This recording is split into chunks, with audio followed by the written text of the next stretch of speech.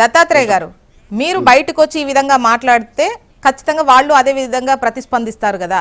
So మేము అలాగే ప్రతిస్పందించామని చెప్పేసి మానవతరాయ్ గారు అంటున్నారు. మీరు ఎప్పుడు కేసీఆర్ చావుకు సంబంధించే కోరుకుంటారు, లేకపోతే ఆ విధమైనటువంటి అంటే ఈవెన్ ఇవాళ పత్రికలో చదివింది, ఈవెన్ కేటీఆర్ అన్నది కూడా మనం చూసాం కదా. అంటే ఏంటి మీరే మాట్లాడింది ఏంటి, వాళ్ళు మాట్లాడాల్సింది ఏంటి?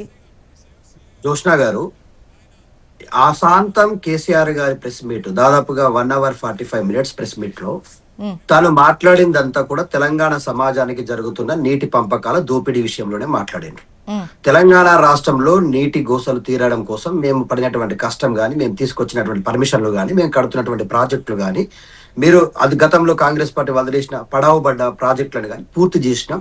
మరి వాళ్ళు ఎందుకు ఒక్క టీఎంసీ కానీ లేకపోతే ఒక ప్రాజెక్టు కానీ పూర్తి చేయకుండా మీరు వాళ్ళ నిర్లక్ష్యం చేస్తా ఉన్నారు? మాట్లాడితే నేను పాలమూరు పిల్లడి బిడ్డను, నేను పాలమూరు మనిషిని, నేను పాలమూరు సీఎంని అని చెప్పుకుంటావు కదా. పాలమూరుకి వెళ్ళి వచ్చినవాడివి మరి పాలమూరుని ఎడారి చేస్తా ఉన్నావు. నీ గురువు గారు చంద్రబాబు నాయుడు కోసం నువ్వు ఇదంతా చేస్తా ఉన్నావా అని చెప్పేసి వాస్తవ విషయాలను తెలంగాణ సమాజం ముందు పెట్టే ప్రయత్నం చేసినాం. ఎందుకు మాట్లాడారండి? ఈ రాష్ట్రాన్ని 14 సంవత్సరాలు ఉద్యమ బాటలో నడిపించి ప్రతి అంశం పైన పోరాడి తర్వాత నీటి కష్టాలను తీర్చి ప్రాజెక్టులను కట్టి ఈ దేశంలో మీరు ఏ రాష్ట్రంలో అయినా తీసుకోండి, 9.5 సంవత్సరాల్లో 2 పెద్ద ప్రాజెక్టులు కట్టడం, ఒక ప్రాజెక్టు 90% పూర్తవడం, ఒక ప్రాజెక్టు పూర్తి స్థాయిలో పూర్తయి ప్రజలకు అందుబాటులోకి రావడం, ప్రతిదీ కూడా మన కళ్ళ ముందు కనిపిస్తున్నది కదండి. ఇది మనం చూసినవే కదా, మన కళ్ళ ముందు కనిపిస్తూనే ఉన్నాయి. అవి నడుస్తూనే ఉన్న ప్రాజెక్టులు.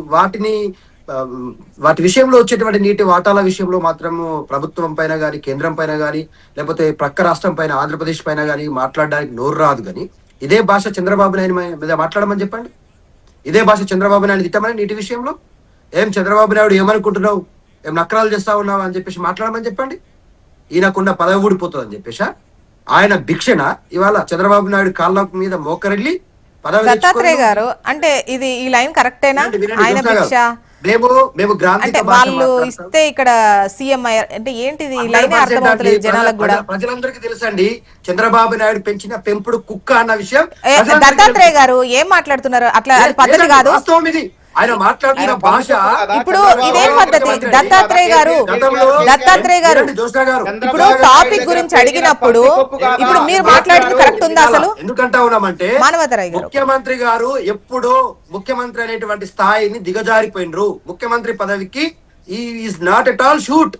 ఆయన ముఖ్యమంత్రి పదవిలో ఉన్న విషయం కూడా మర్చిపోయి వీధి రౌడీలాగా ఒక గతంలో ఈ రాష్ట్రం కోసం కొట్లాడి ప్రాణాలను సైతం ప్రాణంగా పెట్టి రాష్ట్రాన్ని సాధించిన నాయకుడు చావు కోరుకుంటూ నువ్వు ఉరితాడుకు వేలాడాలా, నువ్వు రంగనాయక సాగర్ లో పడి చావాలా అంటే చూస్తూ కూర్చుంటామా అండి?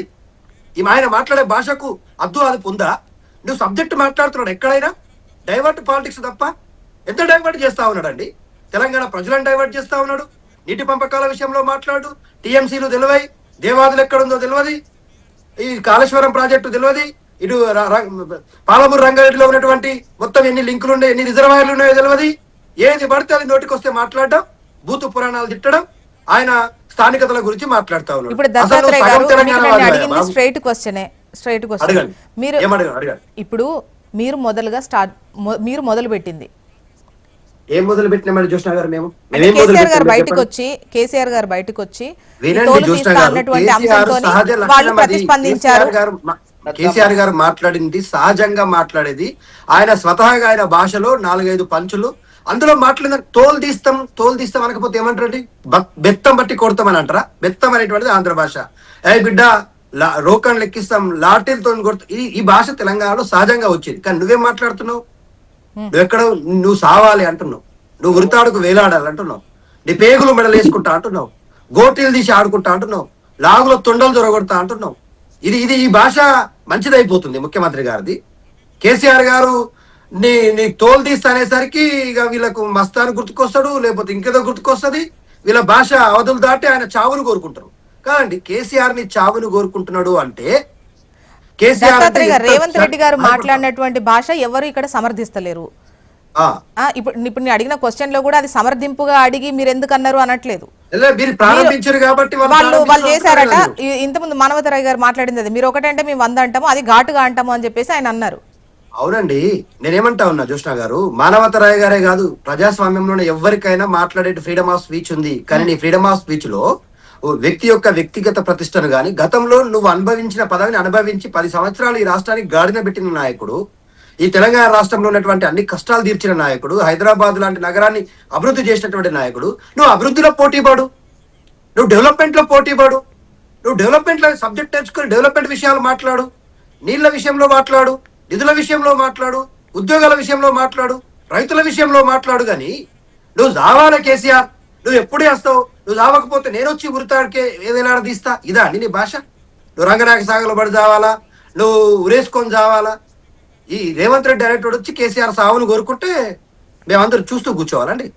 కేటీఆర్ గారికి ఎంత ఆవేదన ఉంటుందో యాజ్ ఎ ఫాదర్ గా మీలాంటి వాళ్ళకి కూడా అనిపించట్లేదండి ఆయన మాట్లాడుతున్న భాష? అరే అంత పెద్ద మనిషిని పట్టుకొని ఈయన చావమని కోరుతున్నాడని మీకు అనిపించట్లేదా జోష్నా గారు?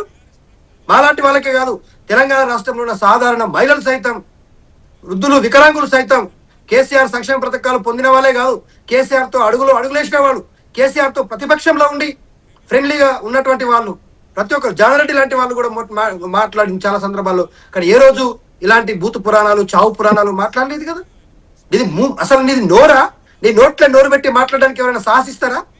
ఇంత గబ్బు రాజకీయం చేస్తా ఉన్నావు, ఇంత దిగజాడు రాజకీయం చేస్తా ఉన్నావు. వెంకటరెడ్డి గారి